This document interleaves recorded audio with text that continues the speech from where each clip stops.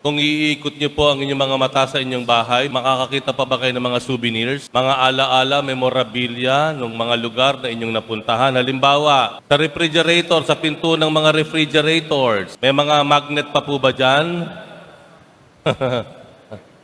Minsan meron pa tayong souvenir sa mga taong naging mahalaga sa atin. Halimbawa, mga classmate mo, mga best friend mo nung high school and college, na may nag-iwan kayo ng memorabilia o alaala sa bawat isa. Tama po?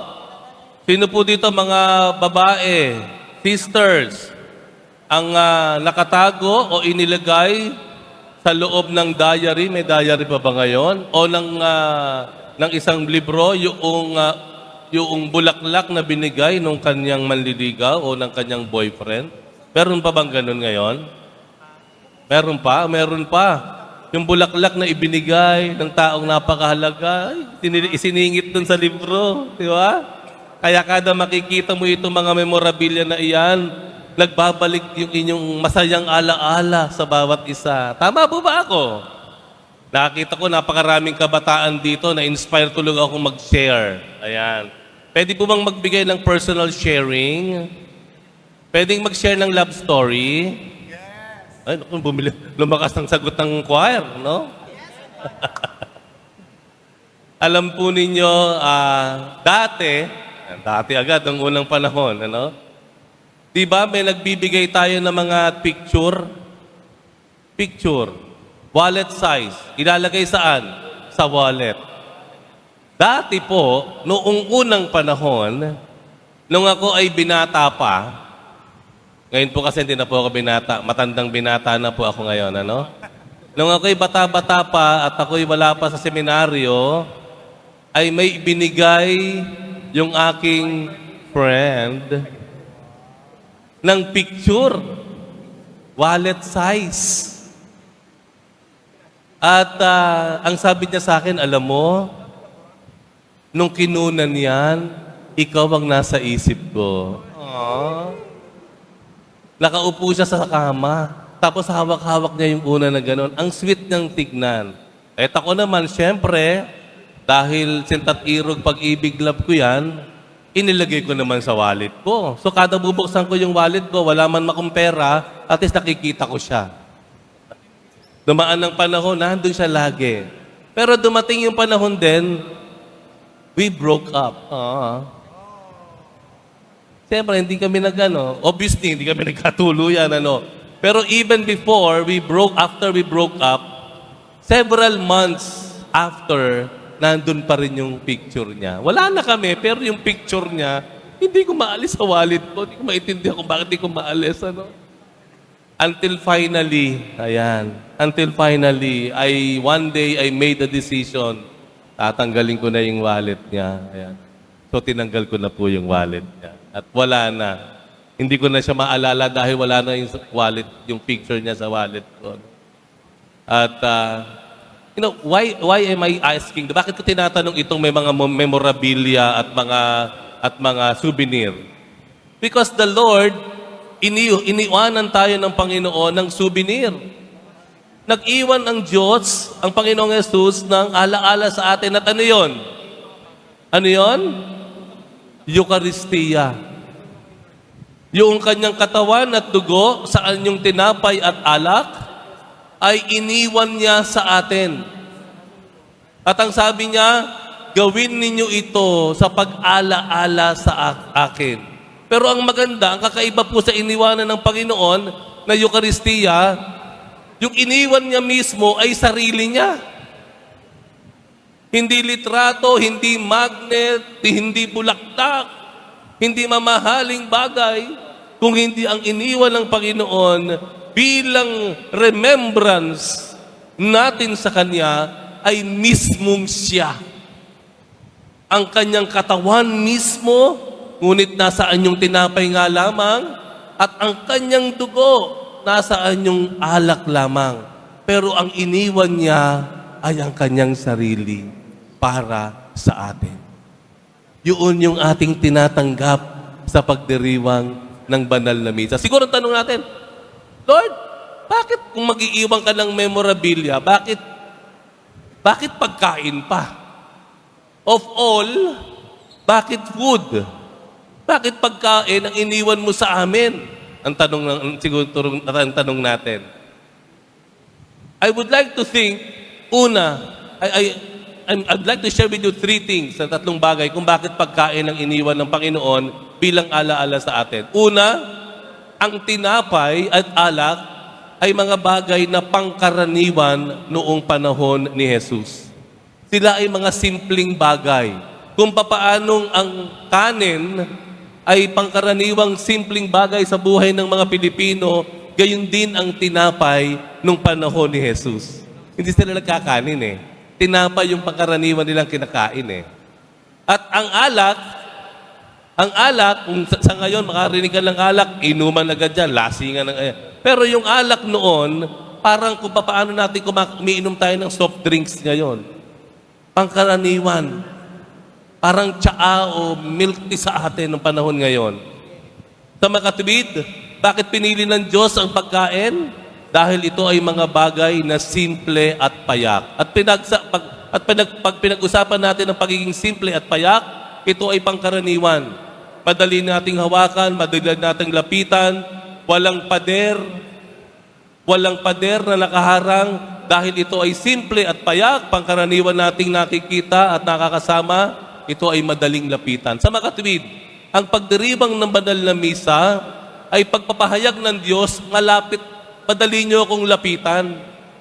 Madali niyo akong lapitan. Hindi ko na kayo pahihirapan na malapitan at makausap ako. Sa makatwid, ang Diyos ay very personal sa atin. At sa katunayan, ang Diyos pa ang nagbibigay sa atin ng kanyang katawan at dugo. Maliwanag po.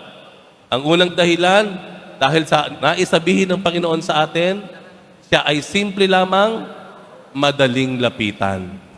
Pangalawang dahilan, dahil ang pagkain ay pwedeng hati-hatiin. Tama po? Pwede siyang to break into pieces.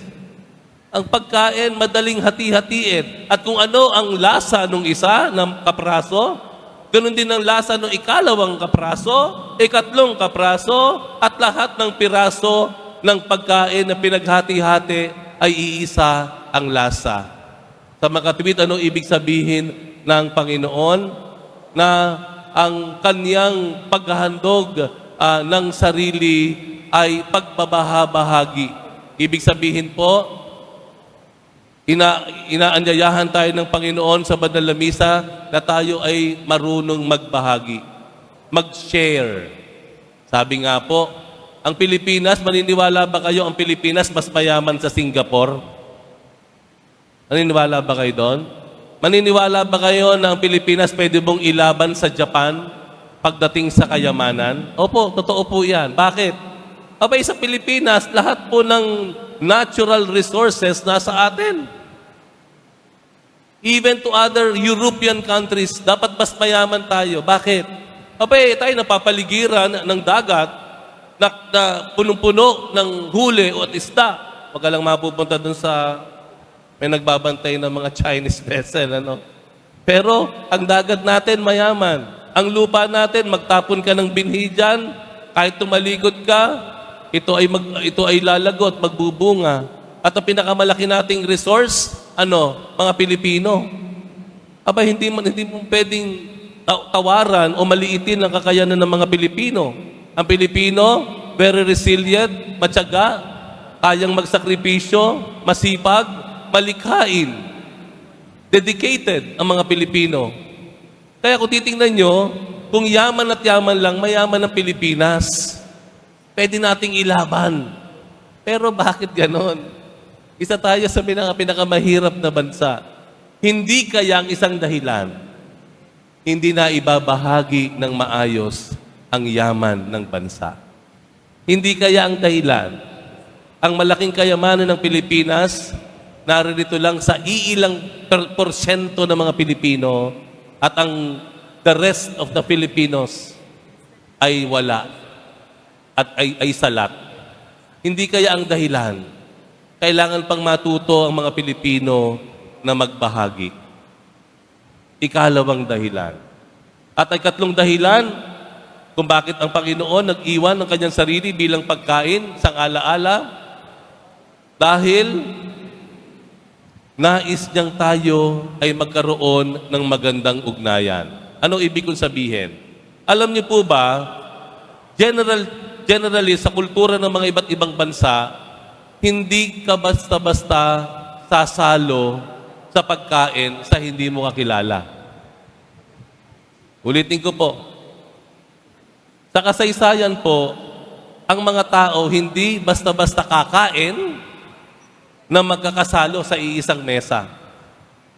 Dahil nung mga panahon na iyon, parang lagi nag-aaway ang mga tao, pwedeng lagyan ng laso ng pagkain mo, maaaring kaaway ang katabi mo. Kaya pag kumain sa isang mesa, nandoon ang pagtitiwala. Iniwan ng Diyos ang kanyang sarili bilang pagkain para sabihin sa atin na dapat magkaroon tayo ng tiwala sa bawat isa. Na magkaroon tayo ng mag-ugnayan sa bawat isa. Na matutunan po nating ituring ang bawat isa ng may paggalang, may pagkilala sa dangal o dignidad ng bawat isa. Nang sa ganon tayo ay magkasundo, nang sa ganon pare-pareho tayong maging masaya. Ugnayan sa bawat isa. Kaya nga di po ba, kapag tayo ay kakain, yung mga paborito nating mga kasalo, yan yung mga pinakamalalapit sa atin. Di po ba? Pag gusto mong may ide-date ka, yan, ito ha. Pag yung isang kabataan o halimbawa, gustong may mapalapit, no? O may gusto niyang makuha ang pansin ng kanyang crush, ano gagawin? Yayayain. Pwede bang magkape tayo? Pwede ba tayong kumain ng sandwich? Pwede ba tayong mag-milk tea? Ayan. Bakit? Kasi gusto mong mapalapit eh. Yun po yung paanyaya ng Eucharistia. Bakit iniwan ng Diyos ang kanyang sarili bilang alaala sa aniyong pagkain? Dahil naisang sabihin, matuto tayong pagkatiwalaan ng bawat isa, matuto tayong mamuhay ng maayos at masaya sa bawat isa. Sa kapistahan po ng ngayong araw na ito, ng kabanal-banalang katawan at dugo ng Panginoon, at sa bawat banal na misa na ating dadaluhan, paalala po natin lagi sa ating sarili na maging payak, simple. Pangalawa, matuto tayong magbahagi. Ikatlo, siguraduhin natin at pagsumikapan natin na tayo ay magkaroon ng magandang ugnayan sa ating kapwa.